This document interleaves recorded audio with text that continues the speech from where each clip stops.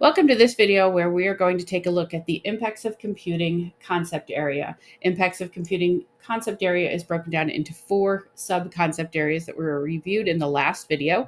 You can also see them on page 12 of the standards PDF. This PDF is linked at the top of your 2.2 module page so you can have access to it, but you'll also find it on the computer science page if you've bookmarked that from the prior videos.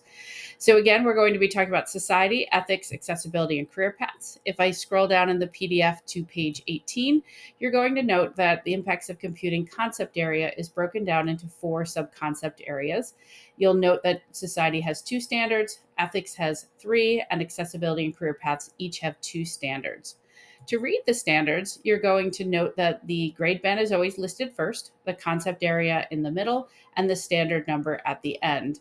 So when you're looking at the standards, the grade band will always be at the top, the standard identifier, which again has grade band, concept area, and standard number. And then you'll see the standard and a clarifying statement. As you take time to go through this video, think about pausing the video often to make sure to read these standards thoroughly and the clarifying statements to see what they're actually talking about in the standard. But let's dive in. We're going to start with impacts of computing here with standard number 1. You'll note that society is listed along the side. That is where your subconcept is always going to be listed. Across the top here, you'll see that we have the different grade bands, and then you have the standard identifier, the standard itself, and then that clarifying statement. So please pause the video and read through at least the first standard here as we go through and actually look at them. All right, let's take a look at these standards. So here we have on the first one for impacts of computing, we're talking about identifying and discussing how tasks are accomplished using technology. And as we get into the 9 through 12, we're really evaluating that impact of computing technologies on equity, access, and global influence.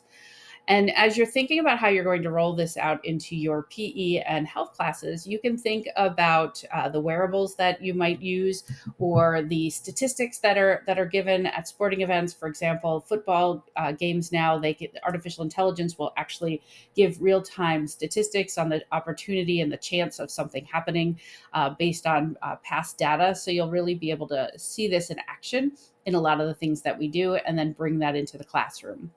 The next standard for society is identifying the rules of computing technologies, thinking about how the rules change, how laws have impacted, what laws and regulations are there. And you can even have your students at the 9 through 12 level debate those laws and regulations. So you can think about what is the impact of having this information at our fingertips for evaluating our football game, or thinking about how fast our serve is in a volleyball game. So as we're going through, we can think about the impact that this has on many things within the athletic field. As we scroll down to the next 2, we're talking about ethics here. The first one is identifying what the technologies are, and then think about the ethics of having that technology. So think about the information you would have prior to a soccer game, the statistics of every player on the other team, their information as far as how well they've done, and maybe that some of the data can evaluate some weaknesses and such. And what is the impact of having something like that? And how has current events been changed based on the computing technologies?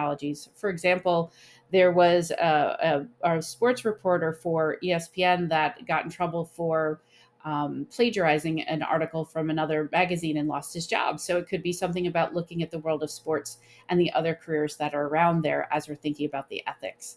As we move on to impacts of computing 4, we're thinking about public and private spaces, identifying those public and digital spaces, thinking about access to data. And then again, what are the trade-offs? So we might record all of our games and then watch those playbacks. But as we're watching the playbacks, we're also getting information on other people. And the same thing, the other team might be doing the same thing and having video, and all of a sudden they have access to information. And you could talk about the trade-offs of something like that. The last one for ethics, you'll note that doesn't start till grade 3. Here we're thinking about how computers make decisions and how it impacts our life. And then think about those unintended consequences and bias that technology can do.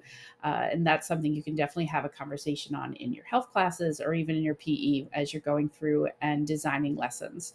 The one for accessibility is talking about looking for ways that people interact with the technology and how can accessibility help and support.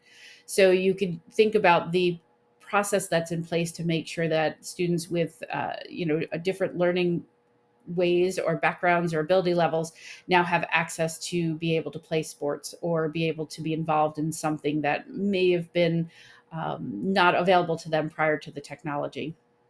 And then finally, we're getting into career paths. Here we're talking about the different jobs that you can do with computing technologies. You can think about the roles and computer science fields. And this is a great one to bring into both PE and health classes to look at sports sciences, to look at publication and all the different fields that relate to sports in many different ways and that relate to our health in many different ways as we're thinking about possible careers for our students going forward.